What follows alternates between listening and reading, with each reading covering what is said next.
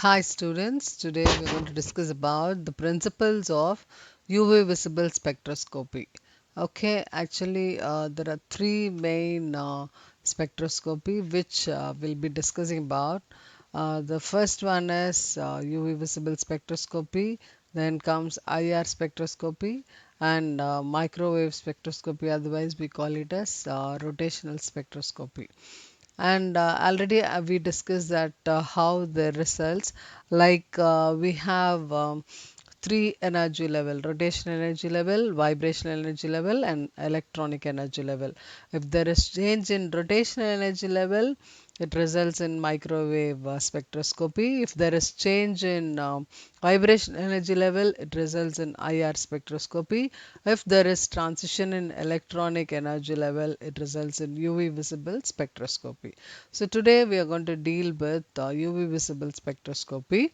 The UV radiation region extends from 10 nanometer to 400 nanometer, and the visible radiation region extends from 400 to 800 nanometer. And we also have near UV region and far UV region. Like near UV region ranges between 200 to 400 nanometer, and far UV region ranges between below 200 nanometer. And far UV spectroscopy is studied under vacuum condition.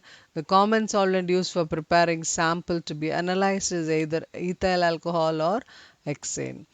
So let us see how the electronic transition occurs.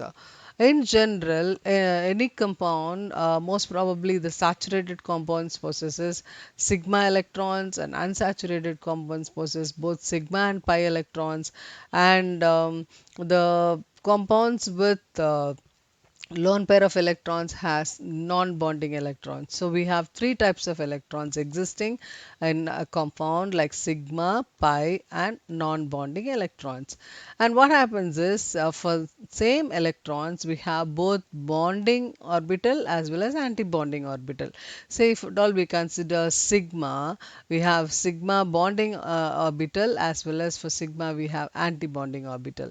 For pi electrons, we have bonding orbital and anti-bonding molecular orbital. And for non-bonding, we don't have such bonding and non-bonding. Rather, we have only non-bonding because they don't involve in any bonding at all. They always exist as lone pair of electrons. So what happens is any compound, when it absorbs energy, the electrons move from lower energy to higher energy level. Okay, so transition will occur. Say from sigma, it might go to sigma star, or from sigma it might go to pi star. Then there is probability of pi electrons to move from pi to sigma star, and pi to pi star.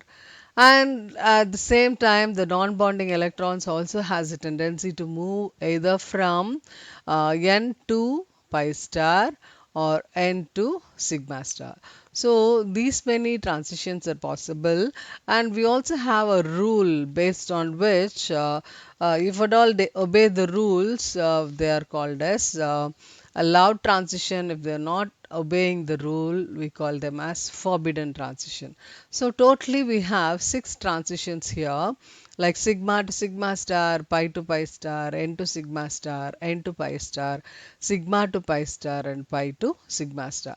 But what exactly happens is the first four they obey the rules, so they are known as allowed transitions, and the last two, fifth and sixth, they don't obey the rules, so they are called as forbidden transition.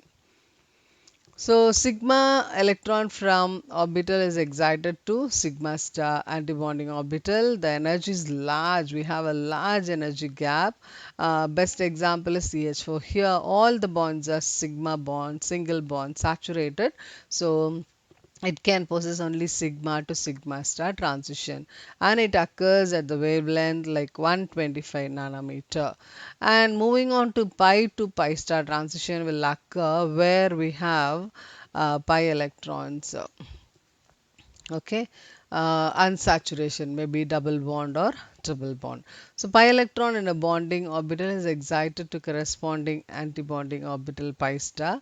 Compounds containing multiple bonds like alkenes, alkanes, carbonyl, nitriles, aromatic compounds, they possess pi to pi star transition.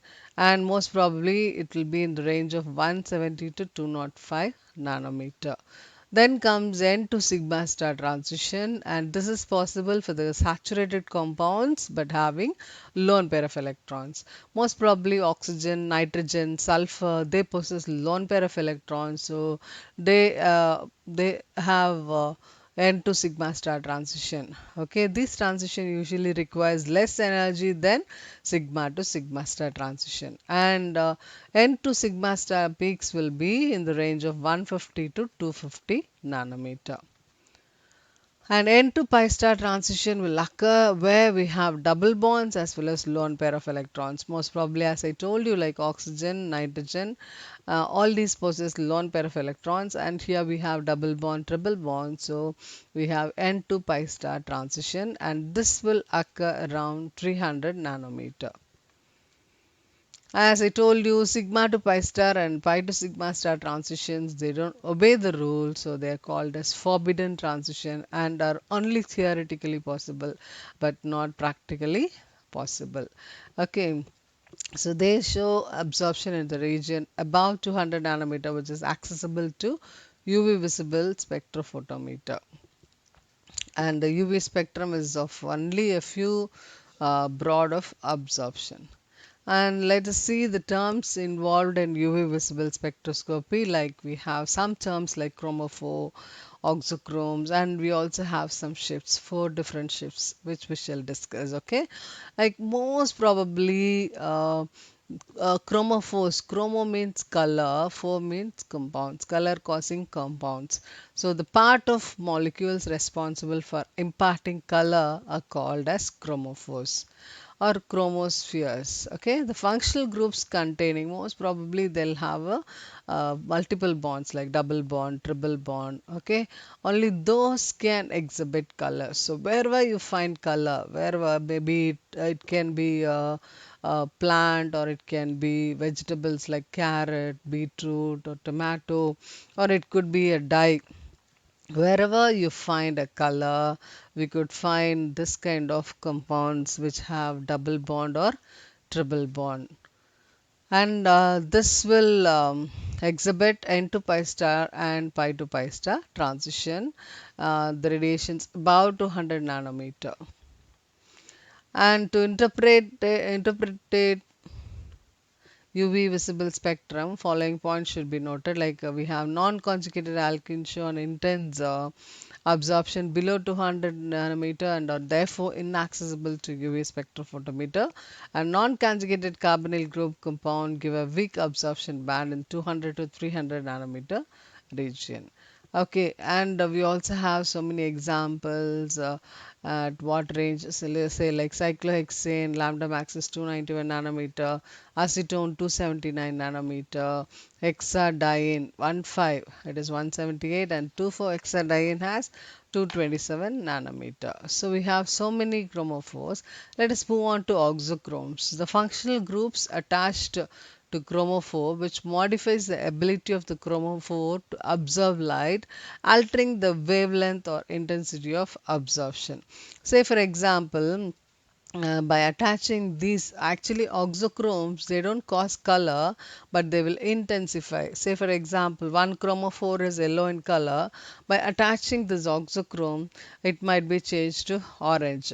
By attaching two more groups, it might be changed to red, then maroon. Like color will be deepened, okay, based on the attachment of oxochrome. So they intensify the color, but they are not wholly responsible for colors. Okay, so the functional group with non-bonding electrons that does not absorb radiation near UV region, but when attached to a chromophore alters the wavelength and intensify the absorption. Some example for oxochrome. Say for example, this is benzene. So the lambda max is 255 nanometer only. By attaching OH group, it becomes 270 nanometer. And by attaching NH2, the lambda max is 280 nanometer. Okay. So that is how color will be intensified. Let us see the absorption and intensity shifts. There are four shifts. We have bathochromic shift, hypsochromic shift, hypochromic shift, and hypochromic shift. Like we have whip gear. On one side we have blue, another side red. Okay, so if the shift is towards blue, it is hypsochromic shift. If the shift is towards red, it is bathochromic shift. So based on the wavelength and based on the intensity, we classify like this. Bathochromic shift, when absorption maxima of a compound shifts to a longer wavelength, it is bathochromic. So red shift will occur. If the absorption is towards the other side, an alkaline medium, para-nitrophenol, shows red shift because negatively charged oxygen delocalizes more effectively than the unshared pair of electrons. And if it is happening on the other side, when absorption maxima of a compound shifts to a shorter wavelength, it is known as hypsochromic shift or blow shift. This is due to the presence of group causes removal of conjugation or by the change of solvent. Okay, aniline, lambda max is 280 nanometer, whereas if chlorine, aniline shows blue shift in acidic medium, it loses conjugation. Okay, so in acidic medium, the lambda max is 265 nanometer. And hyperchromic shift, when absorption intensity, this deals with intensity. Okay, when absorption intensity of a compound is increased, it is hyperchromic shift. If the absorption intensity is decreased, it is hypsochromic, or I should say hypochromic shift. Okay, when absorption intensity of a compound is decreased, it is hypochromic shift. So the shifts are shown here, like we have red shift, blue shift, hypochromic, and hypochromic.